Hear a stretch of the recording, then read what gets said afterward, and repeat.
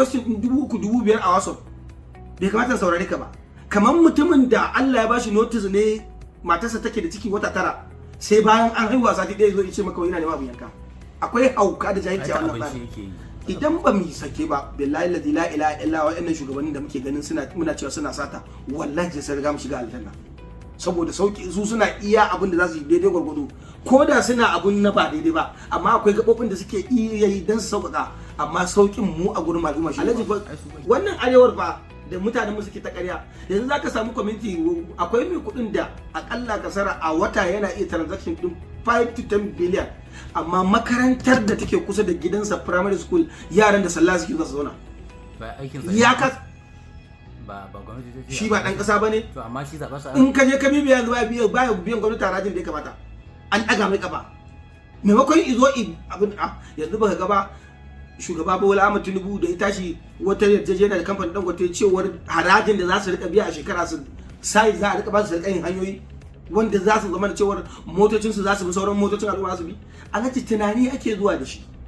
ba kawai zama ake kawai irin jiya yau ba kullun kai samar da sabon tunani da zai daidaita da rayuwar da sauran kasashen developed countries suke. Sannan wani abu daya wannan al'ummar tamu idan muna son gaskiya to sai mun dawo mun gyara gaba da yanzu kai shaida ne da mai kallo na da kowaye da last year buhun shinkafa yar waje ma 110 aka rika sai da shi 100 da kaza yar gida yadda ta kai 90 ko 100 ma amma yanzu nawa take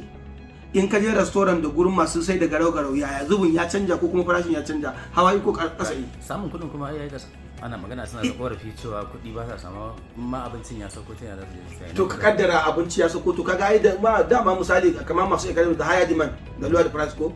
kaga a ka'ida misali tunda ba a samun kudi kaga babu masaya sosai kenan to kaga ya kamata yiwo kasa kenan amma abin da zai baka mamaki sanda ake sai da buhun shinkafa 100 ko 90 da yanzu da ake saida ta 50 zuwa 60 a wannan average din yanzu ne zaka je gurin mai abinci kace ta baka na naira 150 ta ce maka ba ta zubin 200 ma kuma a wannan al'ummar ta kuma in ka tayi sai a ce ai Tinubu ne saboda rashin adalci irin na mutanen mu amma dai ta sannan ba ga mai yayi bari ga ma wani abu da bari ga maka wani abu da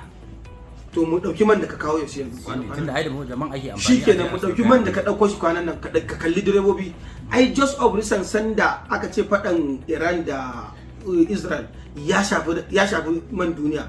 ai gidajen mai sun ƙara kuɗi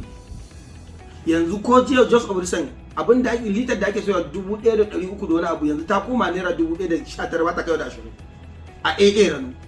shin masu direbobi su rage kuɗin su ai sun samu saukin 200 da wani abu zuwa 300 lita su sun rage sannan ka ɗauka a harkar transportation din ai akwai gwamnati da ta ga cewa mutane suna wahala saboda harkar mai da sauransu ai ta samar da tsarin CNG amma kafin ai tsada ne ina zuwa in ka zaka mai da motar ga yanzu naji ai saboda gwamnati ma ta sauƙaƙa sai ta hana a rika combating din masu private iya commercial ta ce a fara ta ba da wani duration na time cewa lalle masu commercial kawai za a rika combating a mai da su CNG idan zaka sha mai na naira 110 daga nan zuwa Abuja daga Kano zuwa Abuja kaga na 220 ne zai kai ka Abuja idan da kai to a CNG man 80 zaka sha akwai CNG a arewa ya wadata ka tana abilab a har jira suke ka tafi haka jiya na tsaya a wajen da ka tsalle akalla mun kai minti 30 ma ba mota da ta zo shan CNG din duk abin da zamu ga maka ba zamu ga maka sarrai ba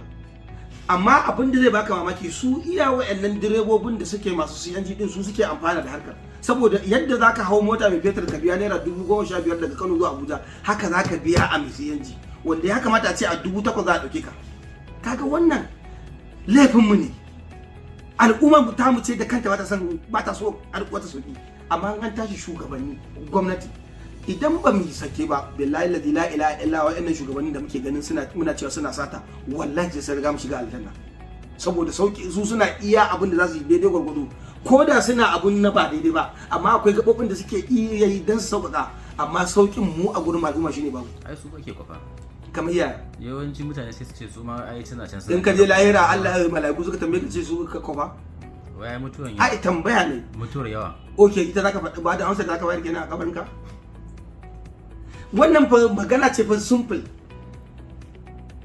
hasubu an fusukum qabla an tahsubukum wallahi in dai a haka Najeriya zamu tafi, na rantsi ma da Allah ba baki nake ba na son na yau future generation baki, amma zai wahala a samu kyakkyawan yanayi. Da yanda ne zaka rufe lokacin da abinda nake son in kira ga matasan mu shine, na farko dai komai kankantar damar da suke da ita su dage su nemi ilimi a kanta, sannan kuma a nemi abin yi. Rashin abin yi yake iya leading to koma mai da sauransu, ka ji kana jin haushi, ko kuma Allah ya wawa da sutura ka ji kana jin haushi sa da ka ga wani bidiyon ya wulga abin nan sai ka ji zagi sai waye da sauransu. Sannan wata lalacewa, mutum ne zai gaya maka an masa haihuwa ko kuma gashi ya je asibiti wai yana neman naira 3,000 ko 2,000 kudin magani, kuma amma a wasu bai gaya maka. to a yare gaya Meaning that gaya maka ida yi a wasu waya safa babba ce, Android ce da tana iya daukar data ta haura 50,000 da ba zai iya kashewa sayarwa iyo kansa magani ba, a sai dai ya yadda kawai irinsa na izub da mutuncinsa. Wannan al'ummar me yasa mu in dai za ka yi mu request 3,000 a WhatsApp bai kamata saurare ka ba. Kamar mutumin da Allah ya bashi notice ne matarsa take da ciki wata 9, sai bayan an haihuwa sati ɗaya zo ya ce maka yana neman abin yanka. Akwai hauka da jahilci a wannan abinci yake yi, ta abinci ba magana abinci.